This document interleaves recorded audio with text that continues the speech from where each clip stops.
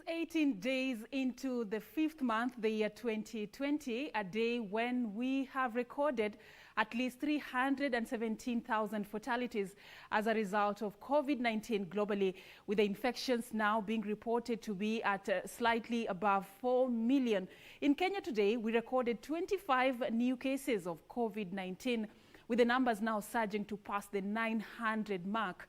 Nancy Okware was on assignment to find out the twists and turns of the government's efforts to mitigate the spread of COVID-19. She'll be letting us know more details about what we have done so far and how much ground we need to cover going forward in as far as testing is concerned and as far as obeying the directives by the government are also concerned. We'll also be talking about other matters. We know that for some time now, the flooding situation continues to get worse. At least 800,000 people have since been affected. Devolution Cabinet Secretary Eugene Wamalwa today was in Murang'a County. He revealed quite a lot of issues, including the fact that the government has already spent 1.3 billion Kenyan shillings to help mitigate Kenyans, to help cushion Kenyans from the adverse effects of the floods. We'll be telling you more about this particular story, which also forms part of our conversation later on. But welcome to this broadcast. First, let's let you in on our highlights.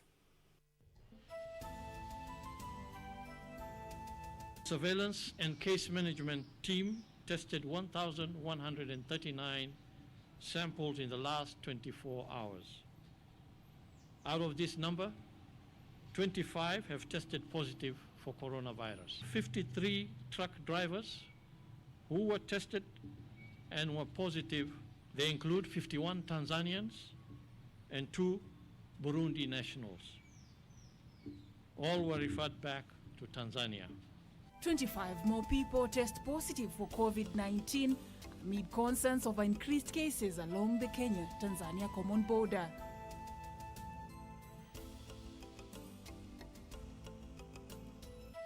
Over 800,000 people affected by the ongoing rains, with the government spending 1.3 billion shillings to mitigate adverse effects.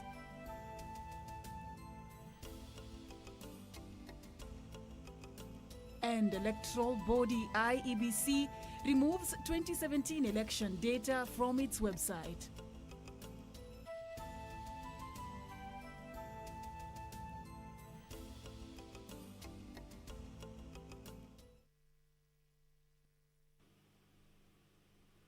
Our news team has been busy traversing different parts of Kenya and in Kenya's capital, Nairobi, to bring you those and other details that we contain in our comprehensive news bulletin. My name is Serfine Achieng and our sign language interpreter is Lensa Odingo. Now on to our top story. An additional 53 truck drivers have tested positive for coronavirus at the various points of entry along the Kenya-Tanzania border amid rising concerns over threats posed by the neighboring country in the fight against the pandemic. The Ministry of Health appearing to admit that indeed Tanzania is proving to be the new frontier in the new infections, pledging to increase the country's testing capacity in a bid to contain the situation at the border points. This even as the number of positive cases in Kenya climbed to 912 after 25 more people tested positive, with 2 of the confirmed cases reported at the Dadaab camp in Garissa County. Have a look. The Kenya-Tanzania border continues to pose a major challenge to Kenyan authorities, with the number of truckers testing positive for COVID-19 increasing by the day.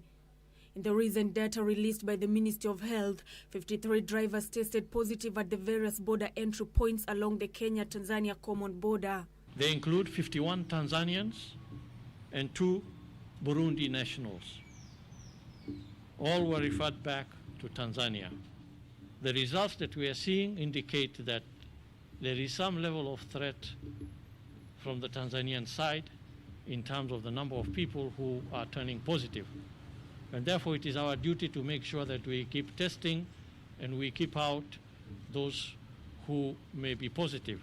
This even as 2 people tested positive for coronavirus at the Dadaab refugee camp in Garissa, posing yet another headache to the authorities. In Garissa, the 2 cases are both from Dadaab refugee camp. One at Ifo and one at Dagahale. Out of the 1,139 samples tested, 25 people tested positive for COVID-19, bringing the total to 912. On a good note, we have today discharged 22 patients who have fully recovered from the disease, bringing the total number of people who have so far recovered from coronavirus to 336. In Kajiado, all the 6 cases are trackers at the Namanga border, while in Mombasa, 4 cases are from Likoni, with Nyali recording 1 case. In Nairobi, Kawangware, Starehe and Githurai 44 recorded 1 case each.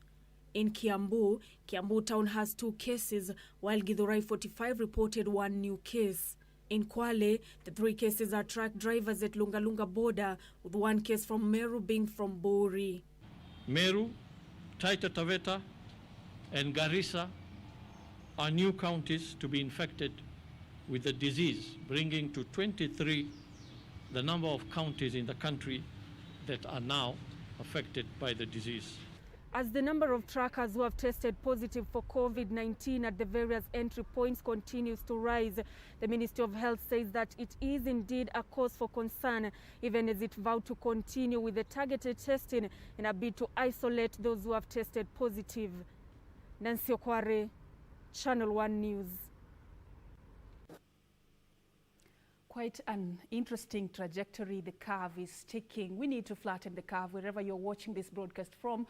We continue to use this platform to urge you to do what you can to help the government mitigate the spread of this deadly virus. As you do that, here's what counties are doing. The national and county governments, organizations and individuals have intensified efforts aimed at containing the spread of COVID-19 disease that continue to wreak havoc across the globe. In Machakos County, for example, companies and industries have donated food and hand sanitizers to the county government to be distributed to the most vulnerable in the county.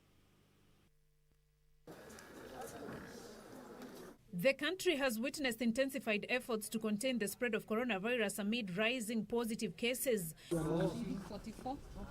Machakos County Governor Dr. Alfred Mutua Monday receiving thousands an assortment of food and hand sanitizers from various companies and industries mostly based in Machakos to cushion residents from the adverse effects attributed by COVID-19 pandemic. Watu wamepoteza kazi na nawaomba wale ambao wanaandika watu kazi, wale ambao wana kampuni, wana duka, wana factory, tafadhali tusiwafute watu kazi. Najua hakuna biashara.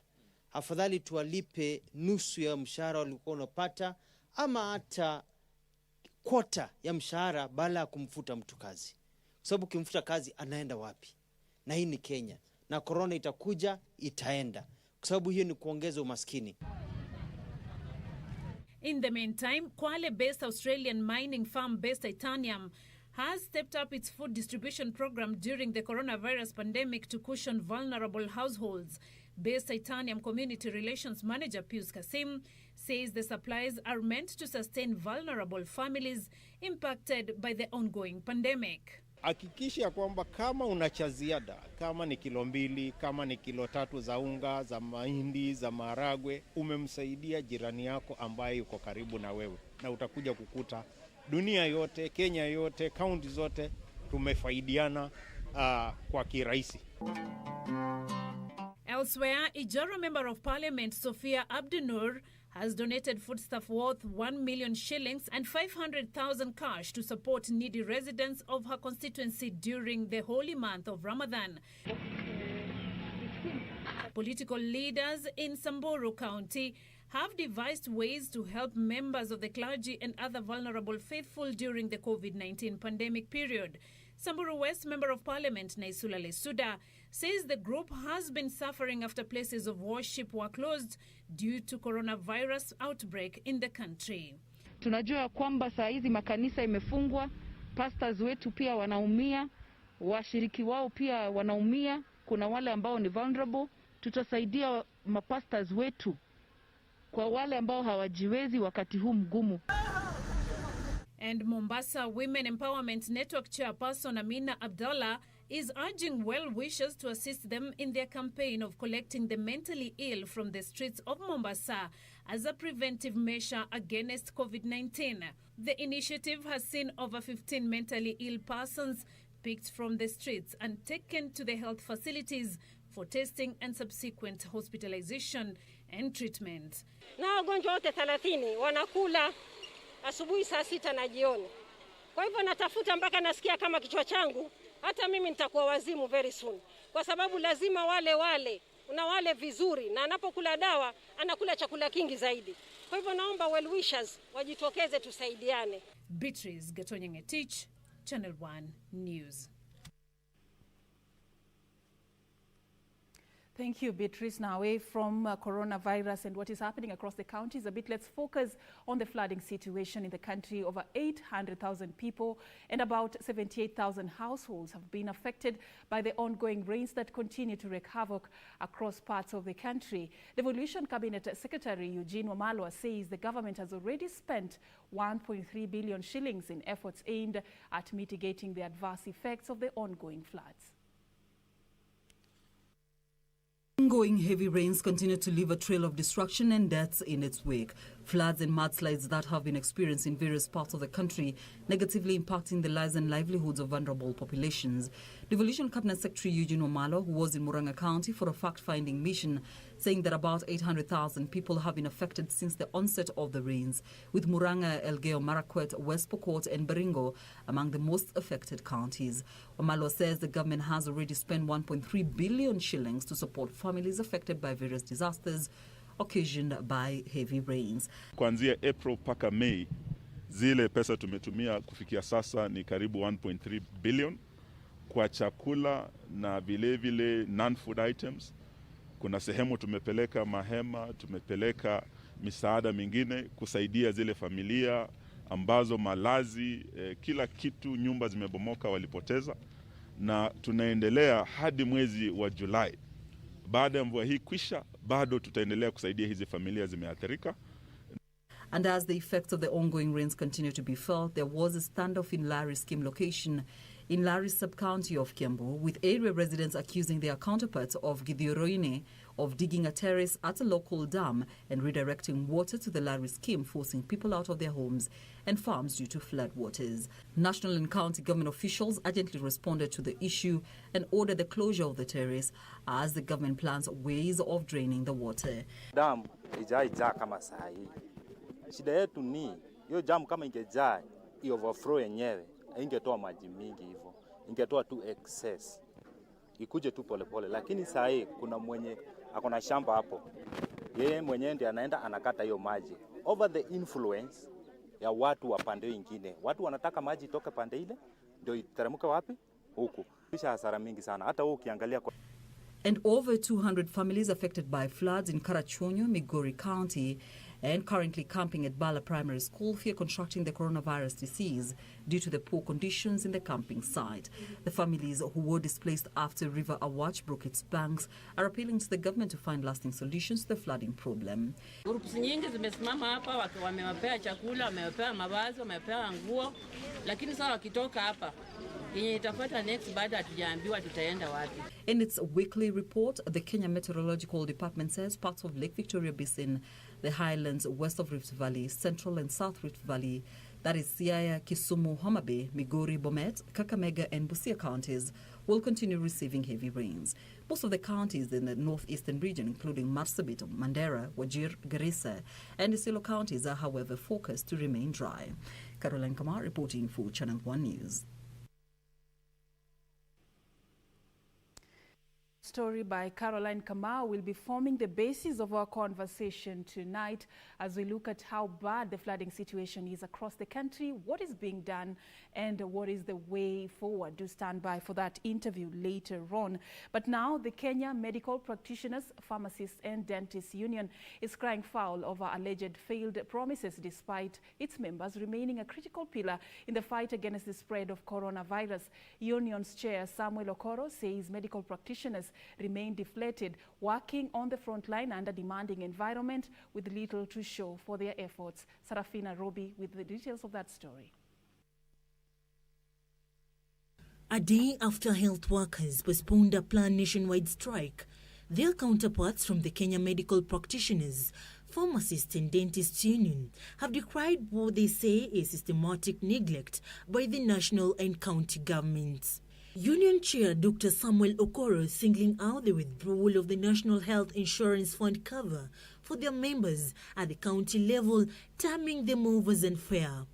Every month, every doctor is deducted an amount of 1,700 from their payslip, which as can be due. We want to urge the Minister of Public Service, Treasury, and the Minister of Health to quickly move in and address this matter. On the issues around non-service provision for those who are already contributing to NHIF, we don't have that information, but I can assure you that we will get. NHIF is within the ministry, is one of the sagas of the ministry. We will be able to ask immediate today to be able to understand. But with the country having crossed the 800 mark in confirmed COVID-19 cases, the union now wants the government to kickstart the stalled employment of more health workers. The employment process has stalled. The advertisements were closed over 3 weeks ago. There is no movement, there is no communication, no doctors have not undergone any interviews as we speak. And the health workers on the ground are strained to a level where they are just trying their best to ensure that they give the service. Among key challenges they want addressed include salary delays, poor working conditions and availability of quality and adequate protective gears, as well as establishment of a welfare service. The Kenya Medical Practitioners and Dentists Unions now expect the two levels of government to step up and address the myriad of challenges that the sector faces. Reporting for Channel 1 News, I'm Serfine Achieng.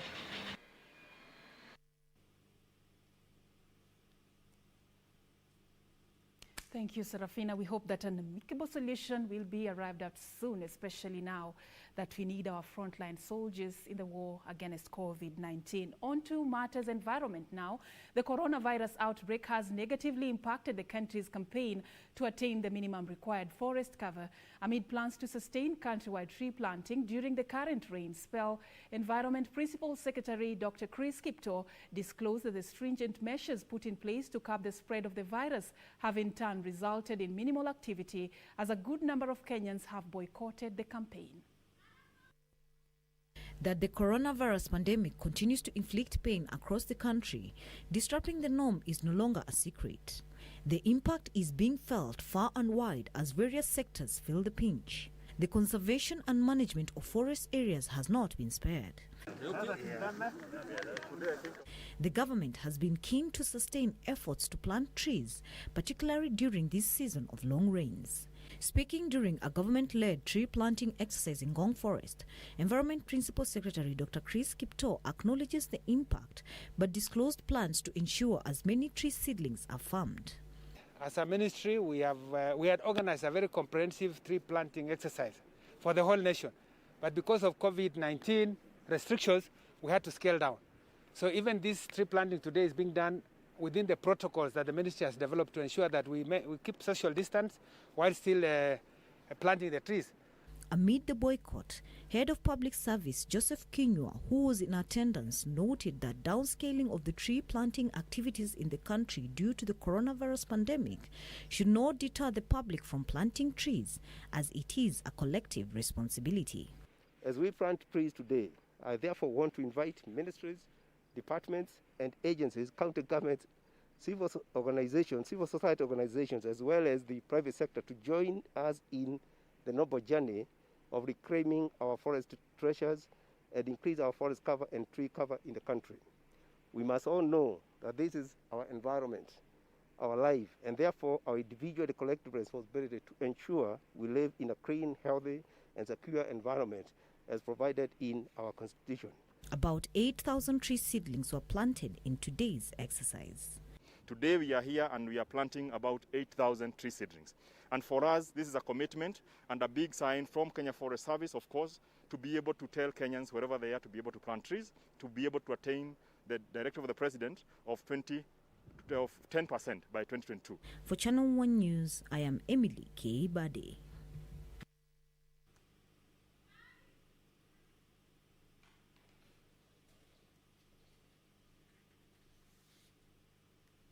Away from that, the Independent Electoral and Boundaries Commission has recalled the 2017 general election data that was uploaded on the Commission's website over what it says was typographical errors.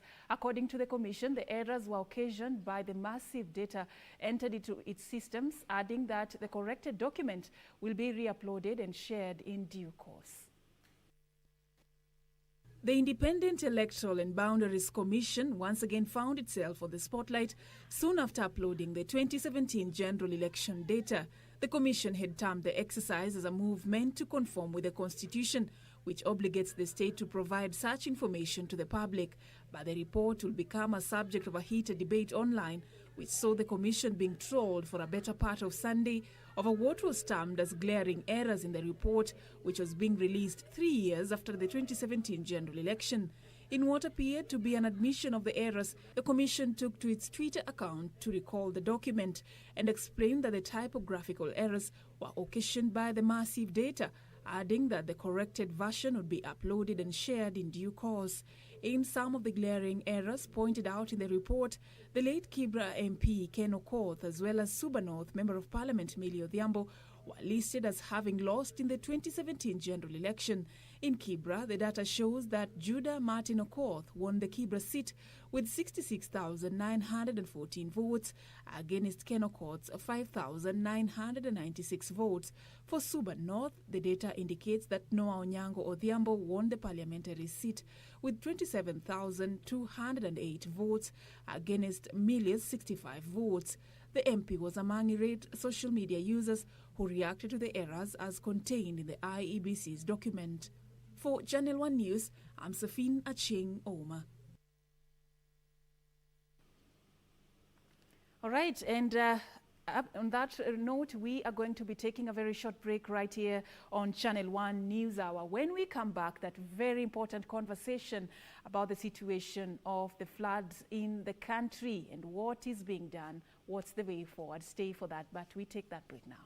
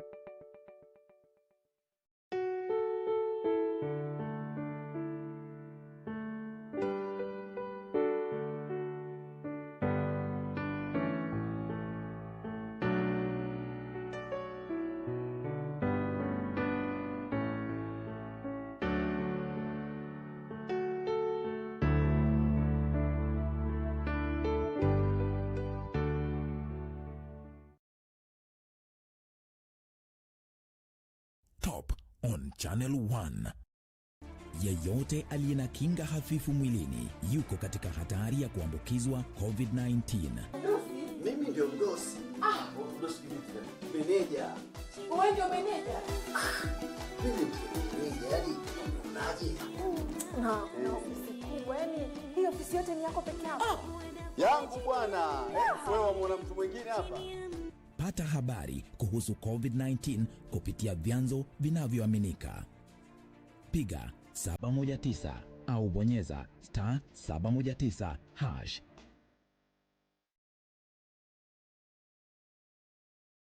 Coronavirus COVID-19 is a respiratory virus spreading across the world.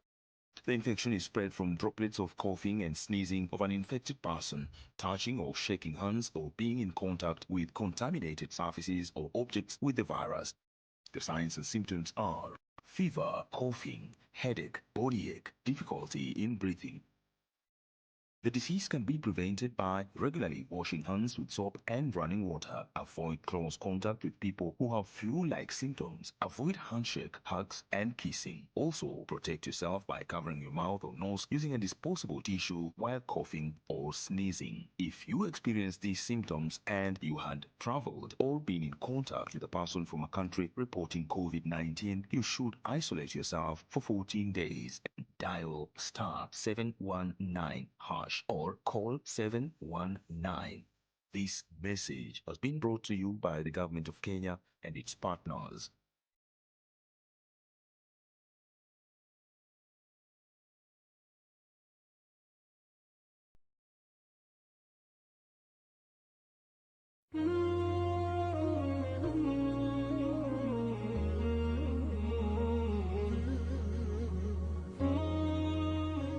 Next on this show tonight, we take you to the streets of Nairobi. We focus on the moving entertainment apps.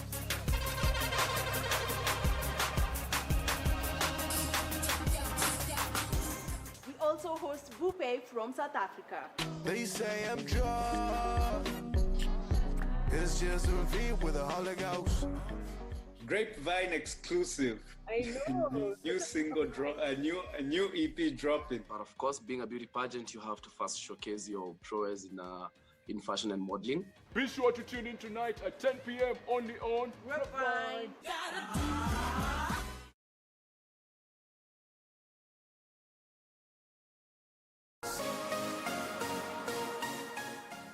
Yote ndawai do iko tu sawa kwa macho yako. Unataka kuwako? Ati nini? Why are you people shouting? Are you okay? Mwanamke ninakuona sana. Ni wanaume hapa Mombasa wameisha. Ni nini mbaya? Nowadays we have so many unfaithful people. What? We need to talk about her every time we are together. I'd be very careful the way you address me. Zako zinakuangaje? Huwezi kaa dakika mbili hata bila kuteta. You will all sign new contracts. And I am supposed to be briefed. What? Taki ujinga. Next on. I wish I could tell Father that Brother Sushim has become the greatest warrior through deception, not through his ability. He has broken the rules at every stage. How can such a person become the heir to the throne? Should I tell the truth? But will anyone believe me over here? Have you seen Ashok somewhere? No. Even we are searching for him. I wonder where he has gone the last time.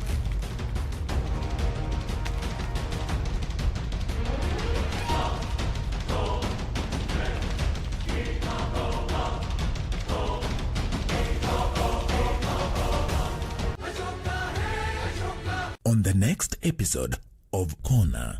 Niko nahitajika usaidizi hapo hivyo kiasi. Yaani wewe ndio umeiva karibu moment iliyokubaya. Manzi si una wife yako, manzi si umcheki kila siku. You told me I lost the right over you. That should go both ways. You lost the right because you left me. You walked away. You were married. Chunga vile unaniuliza mambo sasa. What kind of questions are these? Just getting to the bottom of operations here. Ask me questions about the charity fight and I'll be glad to answer.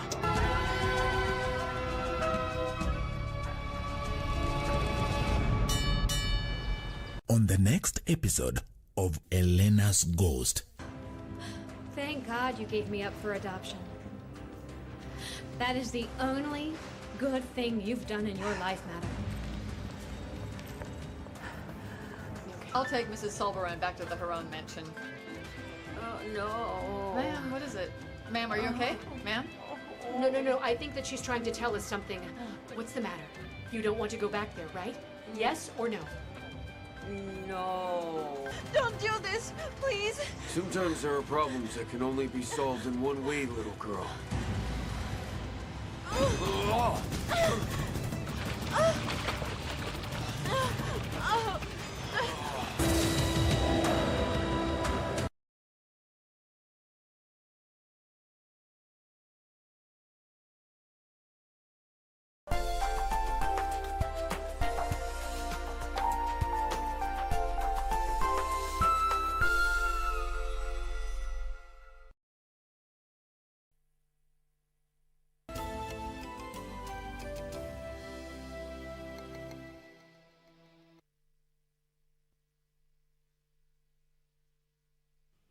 Welcome back and thank you so much for staying with us. Now on to our conversation of the day. The last few months have not been very good for Kenyans, if not the invasion by locusts. We have also experienced the outbreak of coronavirus, and right now we are dealing with the flooding situation that, according to the devolution CS Eugene Omalwa today, about 800,000 people, that amounts to about 78,000 households, have been affected by the ongoing floods. And the government has spent 1.3 billion shillings just to cushion people who have been affected. There is a lot that comes with us experiencing such floods. There could be changing weather patterns. There could be a lot that we need to learn when it comes to the issues at hand. And joining me in studio this particular moment, just to shed some light on what is happening in the country, I'm hosting a panel of two from the Kenya Met Department, and that is none other than Ezekiel Muigai, who is an Assistant Director focusing services at the Kenya Met Department, and of course David Koros, I beg your pardon, who is the Principal Meteorologist at the Kenya Met Department. Thank you so much, gentlemen, for joining us tonight as we shed some light on what is happening in the country. Perhaps an interesting point of starting this conversation is to look at the current weather conditions and what has been happening in the recent days, in the last few weeks to be specific. And I would like just to get a cocktail of both your responses on whether this is something that was foreseen or it is something that we did not expect as a country. Why are we in this particular place, and were we prepared for these coming times? I'll begin with you, David. Okay, thank you for giving me this time around. As in Kenya Meteorological Department, we are in charge of producing weather forecast. The weather forecast are so many in terms of range. We have nowcasting, which is actually the short range, to extended weather forecast that is covering the 3 months. We did issue forecast, that is a seasonal forecast, around February, which is actually covering the MAM, that is March, April, May rain, the long rain seasons. And the forecast that we produce, we disseminated on time to disaster management authorities and other stakeholders. Apart from that, we do issue on a day-to-day weather forecast. That is actually the one which is covering 24 hours, effective as at 9 p.m. to 9 p.m. the following day. We also have a 5 days forecast, and also at the same time, we have a weekly forecast. Within these 5 days, daily 5 days and 7 days, we have warnings, whereby we issue a warning when there is a change in weather conditions, especially which need us to issue a warning. Apart from that, we also have some specialized weather forecast, whereby a customer or a stakeholder comes and requests for a specialized forecast. So those are the products that we issue. All right, so indeed this is, if it is well explained like that, Ezekiel, I'd like to bring you in onto this. Then why then are we finding ourselves in a point where we seem as if we were not prepared for the coming times? The predictions that you issued, the advisory that you issued, the necessary stakeholders, were they really helpful in terms of even preparing for such a time? Right now, as we speak, over 200 people have died as a result of the flooding situation currently. It's not the first time we're experiencing this in our country. So is the problem lack of information or acting on the information? Thank you very much. I would say that we disseminated the information in time. We use electronic media like radio and television. When we issued our seasonal forecast report for press conference, and all the media houses in the country were represented. We also use the print media, whereby we use the national newspaper, like Standard newspaper, to warn people what was going to happen. And we also disseminated our information through social media like WhatsApp groups and Twitter and many others. And many people were aware of what would happen, but I would say that most of our people, they don't have capacity to, when they were told to move, they don't have capacity to move. For example, you hear Sasa because shifting from one place to another, especially for common person, is a bit difficult. So what you're saying is that there was a way in which information about how the situation is now was passed to the targeted audience. Is that, can you confirm that this information indeed got to the targeted audience, but then probably for some reason people did not act on the information that the Met Department provided? Let me say that this. Apart from disseminating our information at the national level, we also do disseminate information at county level to our county directors. And they have been working with the local communities, and they were aware of what we had. So I would say the problem is not that they were not aware, but the capacity of using the forecast. All right. All right.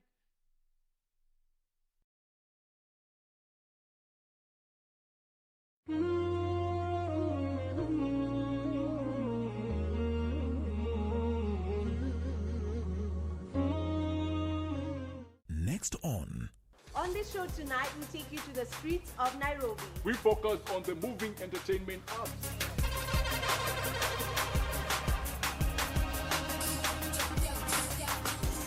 We also host Bupe from South Africa. They say I'm drunk. It's just a V with a Holy Ghost. Grapevine exclusive. I know. New single drop, a new EP dropping. But of course, being a beauty pageant, you have to first showcase your prowess in fashion and modeling. Be sure to tune in tonight at 10 p.m. only on Grapevine.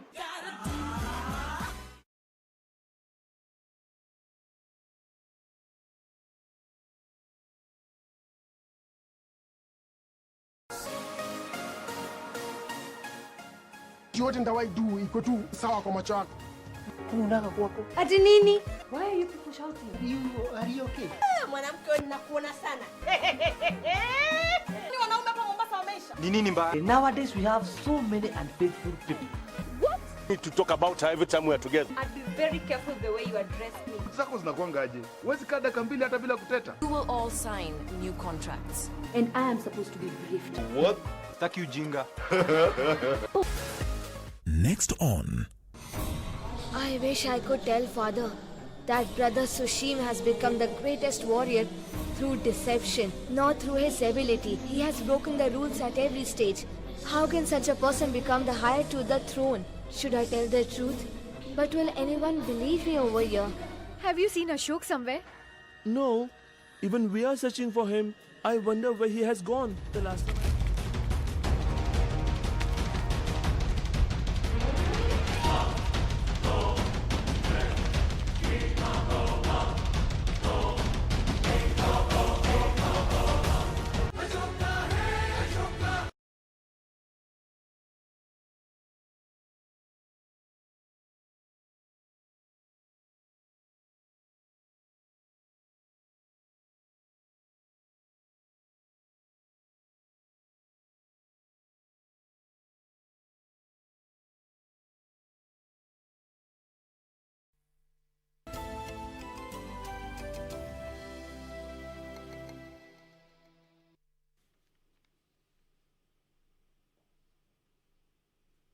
All right, welcome back, and we do apologize for that hitch we faced earlier, but we move on swiftly with our conversation tonight.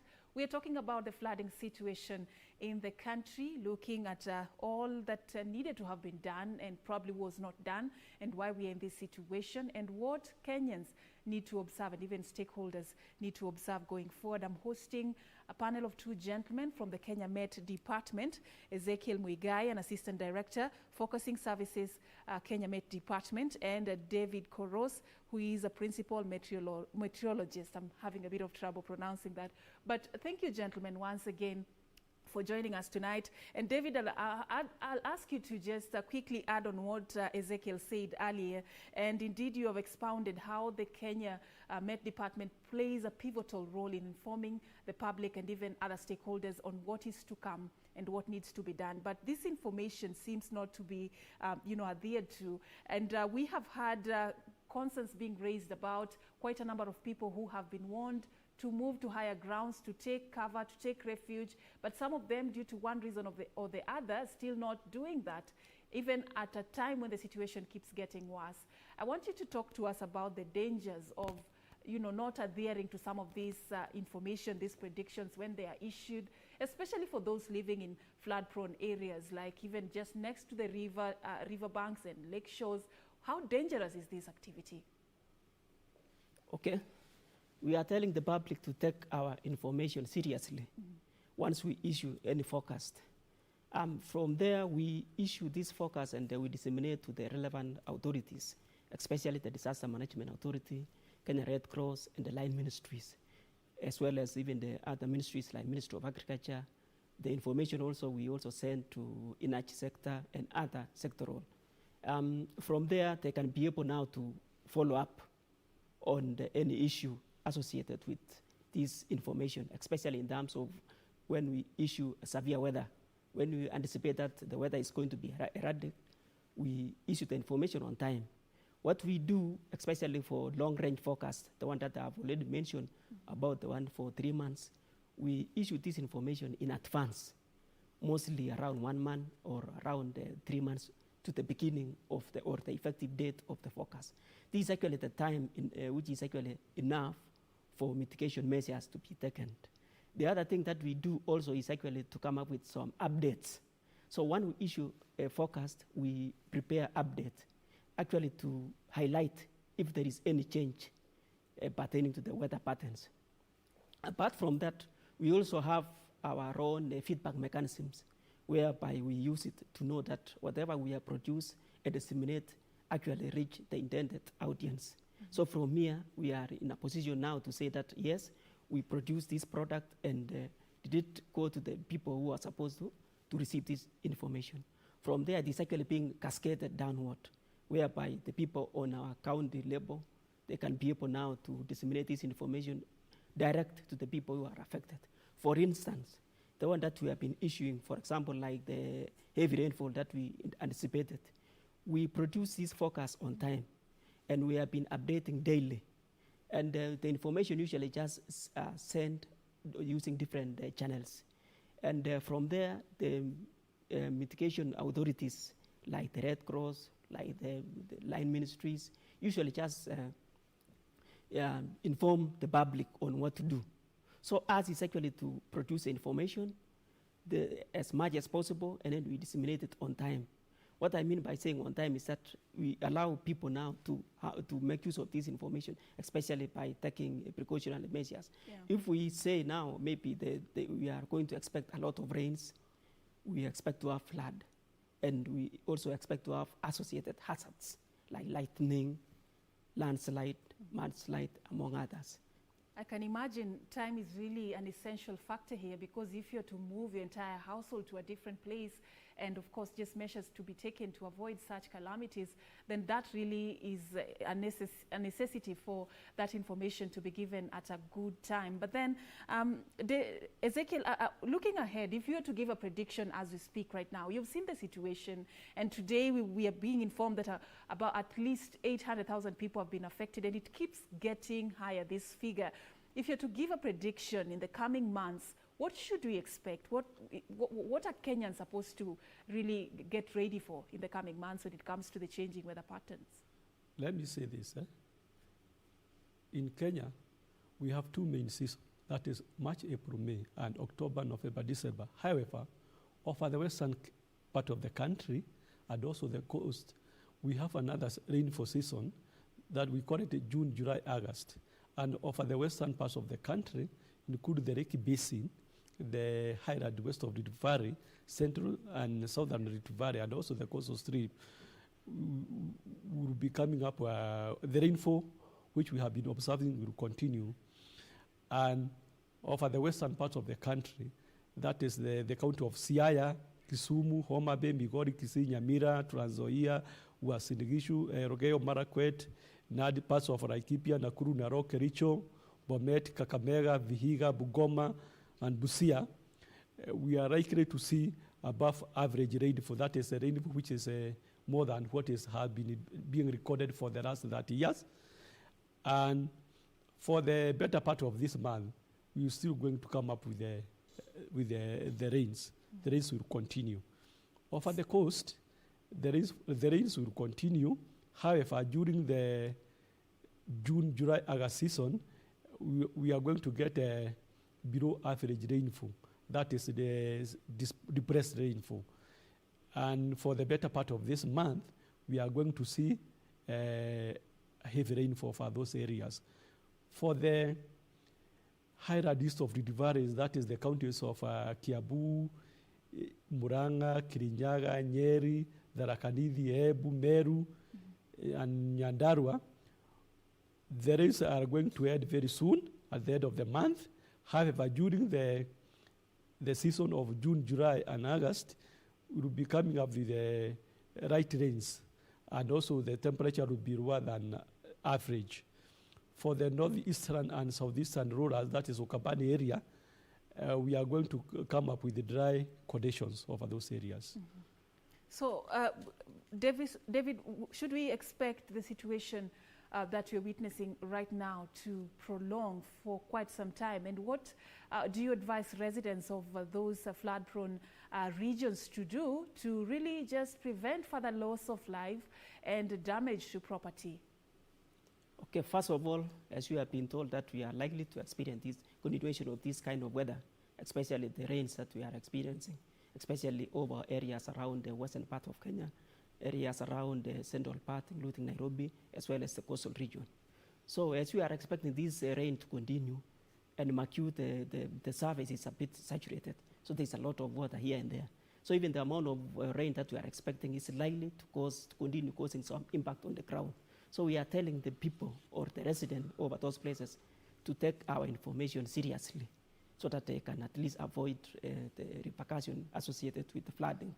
The other thing that we are telling also the public to do is actually to hit or to make use of the information that we are producing, especially from us in Kenya Meteorological Department, because the information is actually credible. It can be used for decision making, especially in terms of mitigation of hazards associated with weather and climate. Mm-hmm. We've also witnessed another interesting scenario of the rising water levels in water bodies like, for instance, Lake Naivasha, Lake Victoria, and it is something that really has taken residents of the areas around with a lot of, they didn't expect something like this to happen. I want us to talk about what could be leading to these changing scenarios. Could it be climate change? Could it be human activity? Could it be both? What is happening from where you sit? How do you look at this particular issue? Any one of you can jump on this.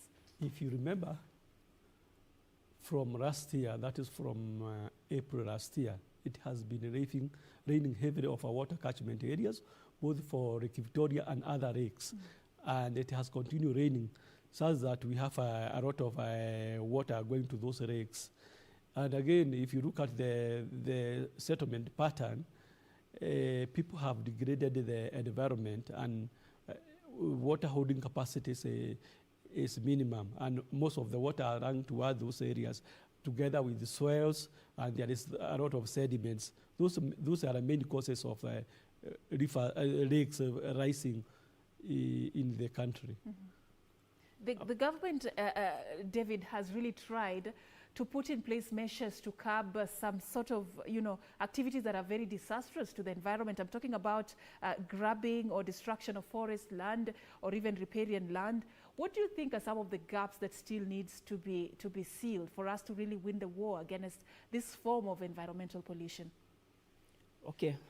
To talk about what the question that we have already highlighted further on that, we have this issue of climate change, whereby the weather and climate events usually just happen more frequently, and the density is actually expected to go high. In terms of the rainfall, we do expect now the rainfall to go high. Sightings like drought, temperatures, sometimes we have temperatures going up or reducing a bit. Now, the issue that you have talked about now about how the public can now use the information, and how the people can take the information seriously, is that we need to have public awareness.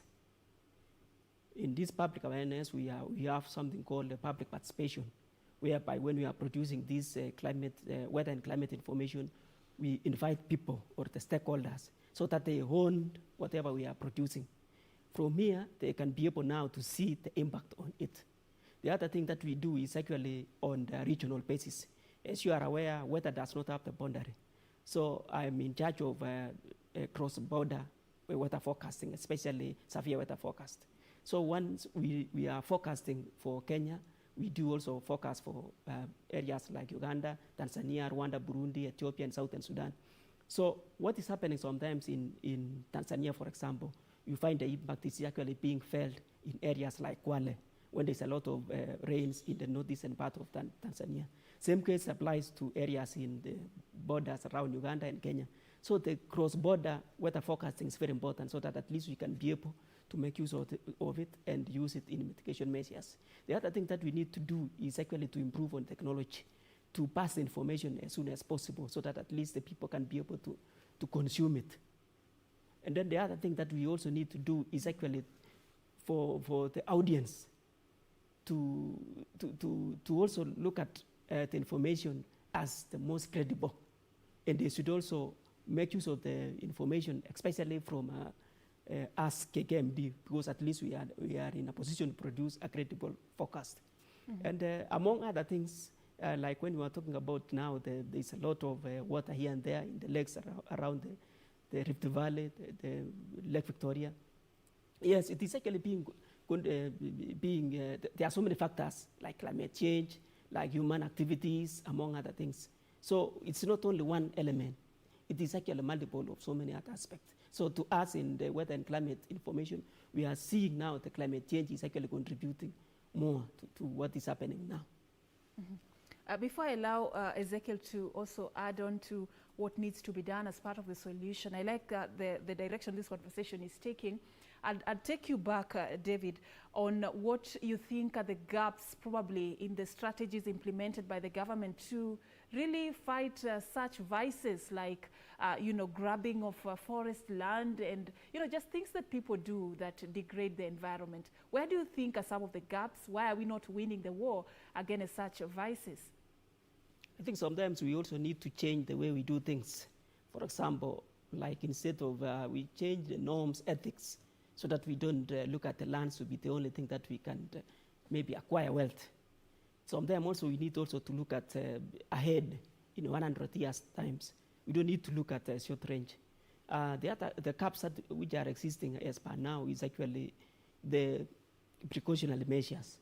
How are we going to fight, maybe, for example, like to improve on the judiciary and even parliamentary so that they can enact some laws so that at least it can be able now to at least to enhance on whatever we are producing, especially giving us more powers so that when we issue this information, we can be able to follow it up.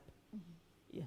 There is this common saying, Ezekiel, that if you don't take care of Mother Nature, it will hit back. Has it really sunk from where you sit? And what do you think are some of the solutions and activities that we can begin to embrace as part of our daily livelihood to safeguard and protect our environment? Let me say this. We are being hit back by our actions. For example, when we have those floods, we know what are causing those floods. Either degradation of land and then settling in areas which are prone flooded areas, and we should, I think we should do more, right. And we should educate our people the importance of settling where they are supposed to settle. All right, thank you so much, gentlemen, for creating time for us tonight as we are talking about matters environment and specifically the flooding situation in the country. I've been talking to Ezekiel Mwigai, an Assistant Director, Focusing Services, the Kenya Met Department, and Davis Koros, Principal Meteorologist at the Kenya Met Department. Thank you so much for creating time for us. Now, we want to move on with other stories that we have for you. And it's concerning the coronavirus facts that you need to understand. Social distancing has been billed as a significant measure to contain the spread of COVID-19. But for those living in informal settlements, practicing social distance is proving to be a difficult situation, putting some of the country's most vulnerable people at risk of contracting coronavirus. Today we explore the various ways of preventing the spread of the deadly virus in the slums.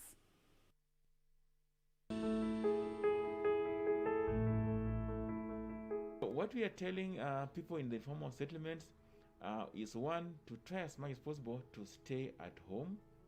But we have seen this advice not being heeded to, because they have to go out and work to get money to buy food. So in as much as advising them to stay at home, we see them not staying at home. We see them still going about to do their mijengo and do what they always do to earn a living. But our advice is for them to stay at home, to try and wash their hands as much as possible, and to avoid crowds. So that has been our message to them. We still continue speaking to them with those messages, and most importantly is to avail water to them, to do social protection to them, so that those who must go out to look for food, if they can be provided this food, then they will not have a reason to go out. They'll stay home because they have food.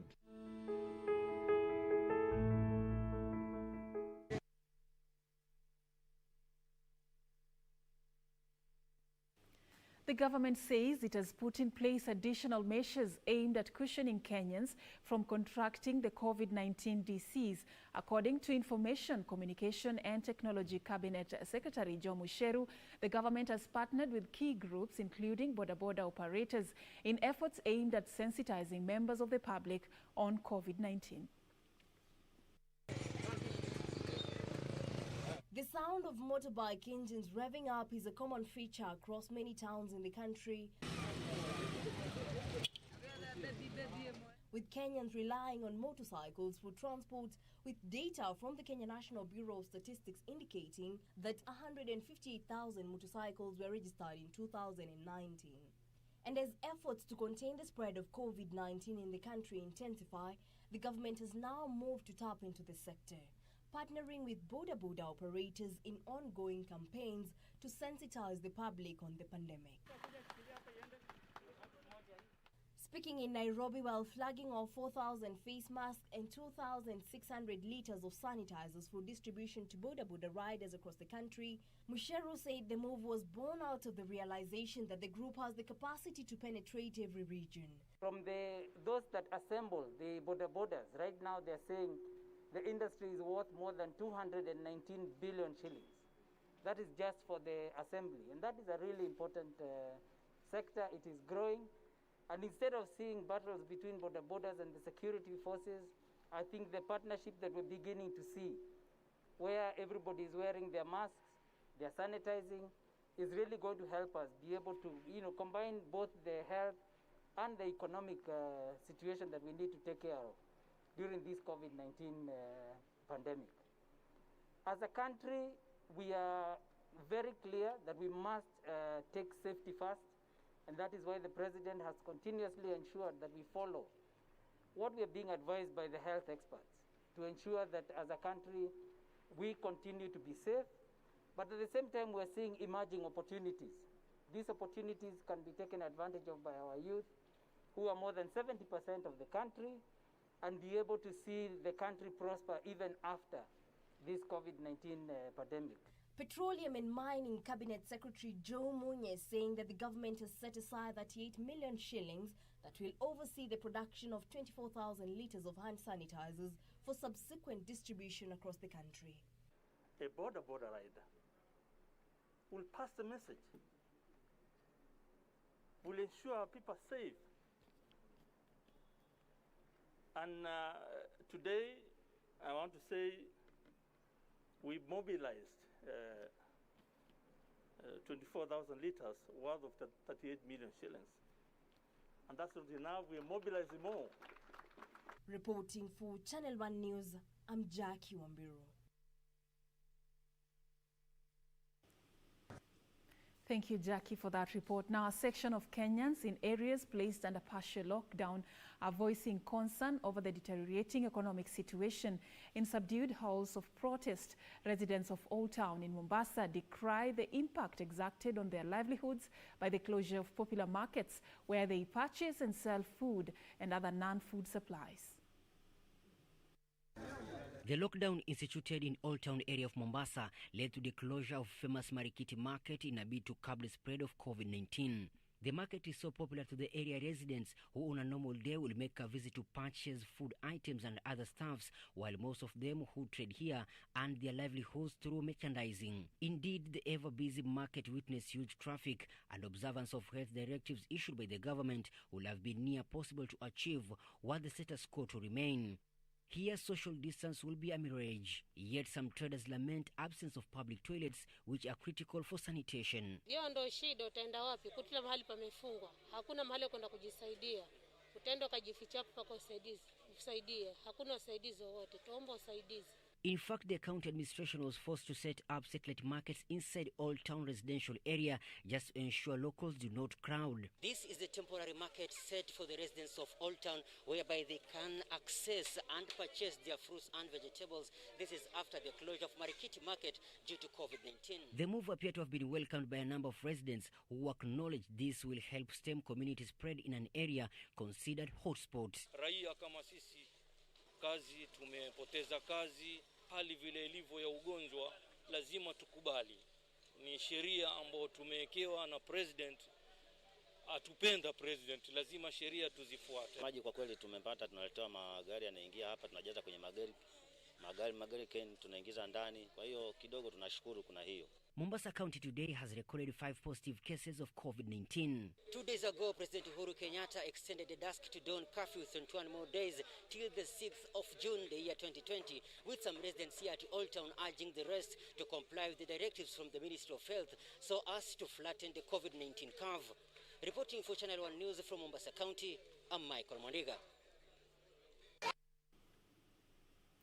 From the coastal region to other counties, the Kenya Union of Special Need Education Teachers is accusing the Ministry of Education for failing to include them in the committee tasked with crafting a return to school formula. Union Secretary General James Torome says it was unfortunate that those who constituted the committee ignored the critical role played by the unions in education sector. Details of this and other highlights in the County News Roundup.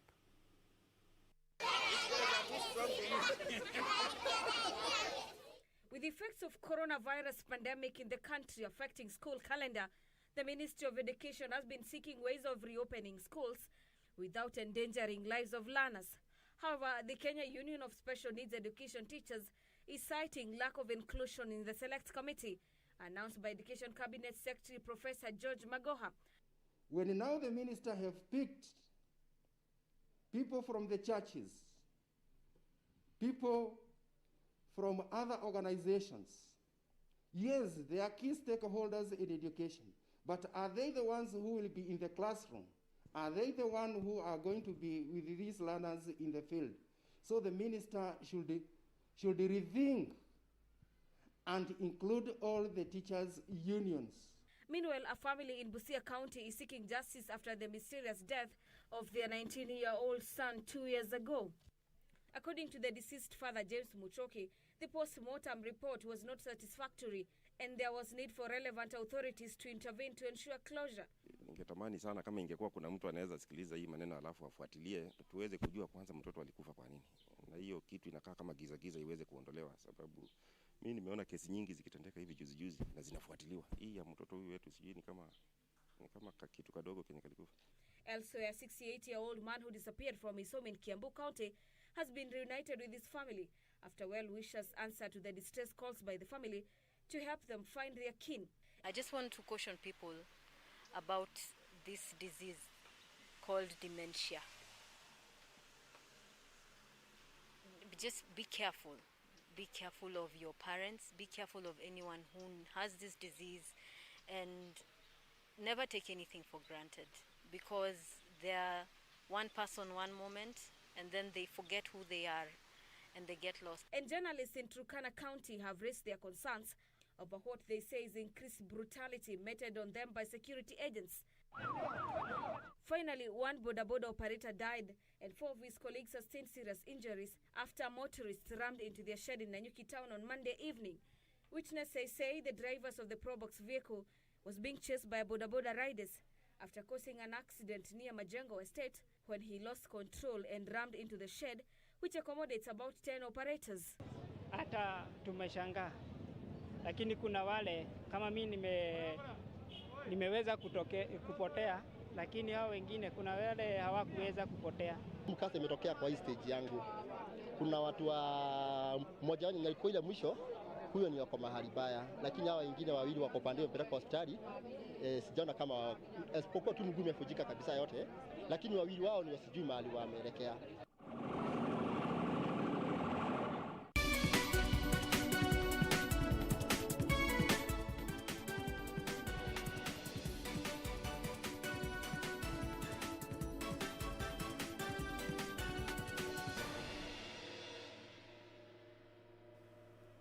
It's now time for us to explore what has been happening in the world of business. Now, the Ministry of Agriculture has commenced distribution of 25 tons of potato seeds in 6 targeted counties in efforts aimed at scaling up production of certified potato seeds. Agriculture Cabinet Secretary Peter Munya says this is expected to improve farmer access to certified potato seeds and improve production and consequently mitigate the effect of climate change on the crop. Beneficiary counties include Uasin Gishu, Elgeyo Marakwet, Bomet, Nyandarua, Nyeri and Taita Taveta. Regina Manyara Gitau with more details. Potato is the second most important crop after maize that is produced in at least 20 counties. However, due to climate change, Kenya has an average production of 10 tons per hectare against a potential of 60 tons per hectare. Further, COVID-19 prevalence is likely to exacerbate these effects by affecting labor supply on farming. I am therefore directing all the institutions under the ministry to focus further towards the seedlings initiative under the social corporate responsibility by increasing the number of seedlings for distribution during the October, November, December rains. KALRO has moved in to avail potato basic seeds to farmer common interest groups to produce certified seeds for farmers as well as providing planting materials of various commodities. This is in addition to the ready seedlings that were to be distributed during the March, April, May rain period and being preserved in the stations. We plan to have a major seedlings distribution in the next season to farmers, and the target is to issue more than 3 times the number of seedlings that are currently preserved. Agriculture Cabinet Secretary Peter Munya says 60 county extension staff from 6 counties including Uasin Gishu, Elgeyo Marakwet, Bomet, Nyandarua, Nyeri and Taita Taveta have been trained on climate-smart potato production practices to support the project. All these are the indigenous resilient vegetables that we want to continue promoting and supporting nutrition in those counties where they are now. Because of the current COVID-19 challenges, we may not organize some bigger distribution across the counties. We want even those counties where these centers are located also to benefit. Under the project, KALRO is providing 25 tons of potato basic seed for planting to the counties to produce certified potato seeds that will result in about 2,500 tons after 2 field multiplications, which will be added to the current annual production of 6,500 tons of certified seeds. The beneficiaries in the 6 counties will not only produce certified potato seedlings for commercial use, but also grow potatoes as cash crops and for consumption. Potato is one of the crops that has been identified and projected to add at least 2,500 metric tons of certified seeds into the national seed supply over the next 2 years through this project, as such supporting government's efforts towards attaining food security. I'm Regina Manyara Gitau reporting for Channel 1 Business. As that was happening, Internet Solutions has earmarked 500 million shillings to expand work area recovery facilities in Kenya, Uganda and Tanzania to ensure business continuity amid the coronavirus pandemic. Managing Director Richard Heckley says through a subsidiary Continuity East Africa, the firm will expand seating capacity of the workspaces to 800 seats within the next 3 years. The seating arrangement of this workspace perhaps replicates the real situation in many offices in the country and across the world as coronavirus pandemic rages on worldwide. Companies are required to observe social distancing in workspaces, with some employees opting to working away from their normal offices in a bid to contain the spread of the virus.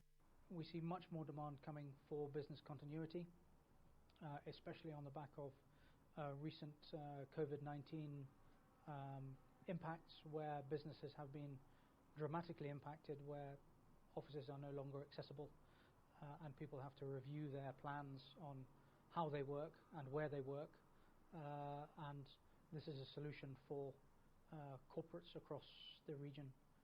A spike in demand for workspaces has prompted Internet Solutions through its joint venture arm Continuity East Africa to expand its work area recovery facilities. I think we'll see a lot of businesses reviewing their business continuity, reviewing how they work, where they work, how they measure people, and as part of the wider Dimension Data group, we can provide end-to-end solutions around working from home, working remotely, and reviewing people's business continuity plans and what they do. With increased adoption of virtual meeting technologies, Internet Solutions is also tightening its cybersecurity measures. The way the business works is that we contract those seats to companies, mainly in the banking financial sector, and we mirror their businesses. So that if they have a denial of access or issues with accessing their network or their offices, or any problems at all with getting to where their office space is and key resources, that they can invoke their business continuity plan. And what that means is that we then have to be up and running to enable them to stay in business. Health says a COVID-19 pandemic has introduced new workspace dynamics, and such facilities will help ensure businesses run effectively despite the disruptions. The firm has already invested 150 million shillings in phase 1 of the project, which involves expanding its capacity from 110 to 260 seats at its work area recovery site in Nairobi. Alan Auko, Channel 1 Business.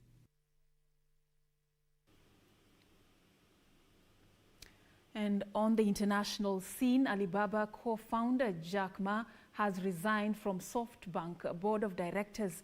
The announcement made Monday comes ahead of what is widely expected to be an historically terrible earnings report for the Japanese tech conglomerate. Details of these and other stories in our international business roundup. Ma, the co-founder and director of Chinese e-commerce company Alibaba, is the latest noteworthy member to leave SoftBank's board. Billionaire and fast retailing founder Tadashi Yanai left at the end of last year. Ma, who has also been on the board for nearly 13 years, is also close with SoftBank founder and CEO Masayoshi Son. Son invested $20 million in Alibaba in 2000, a bet that turned into $60 billion when Alibaba went public in 2014. SoftBank has since sold some shares, but its 25.1% stake in Alibaba was still worth more than $133 billion as of Monday. Ma's departure comes at a tumultuous time for SoftBank. The company, which is expected to report earnings after markets close in Tokyo, has warned of historic losses to come. Meanwhile, Japan has fallen into recession as the financial toll of the coronavirus continued to escalate. The world's third biggest economy shrank 3.4% in the first 3 months of 2020 compared to a year ago, its biggest slump since 2015. Last week, Germany slipped into recession as more major economies faced the impact of sustained lockdowns. Japan didn't go into full national lockdown but issued a state of emergency in April, severely affecting supply chains and businesses in the trade-reliant nation. The 3.4% fall in growth domestic product for the first 3 months of 2020 follows a 6.4% decline during the last quarter of 2019, pushing Japan into a technical recession. Elsewhere, the US economy could shrink by upwards of 30% in the second quarter, but will avoid a depression-like economic plunge over the longer term, Federal Reserve Chairman Jerome Powell said Sunday. The central bank chief also conceded that jobless numbers would look a lot like they did in the 1930s, when the rate peaked out at close to 25%. However, he added that the nature of the current distress, coupled with the dynamism of the US and the strength of its financial system, should pave the way for a significant rebound. Among the factors that he said are different from the Depression era are an activist Federal Reserve and a Congress that already has passed close to $3 trillion in rescue funds and is contemplating another round. Powell said that the cause of this downturn is not an asset bubble or another associated more fundamental reason, but rather a self-induced economic freeze brought on by the efforts to combat the coronavirus.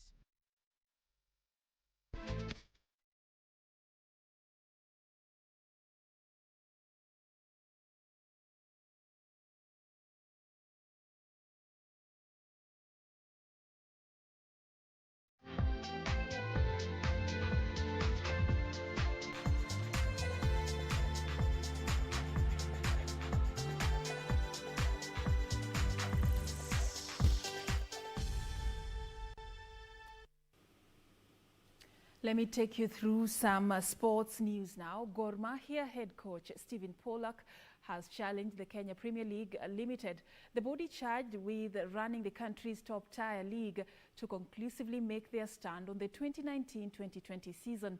The league, which was halted in early March due to the coronavirus pandemic, is yet to get a clear solution, with KPL Limited challenging the decision by Football Kenya Federation to end it and hand Kenya champions Gor Mahia their 19th title. Now, KPL Limited, in conjunction with Chemelil Sugar, moved to the Sports Disputes Tribunal early last week to challenge FKF's decision to end the 2019-2020 season, with the latter temporarily suspending the decision. KPL Limited had promised to give a clear direction on the fate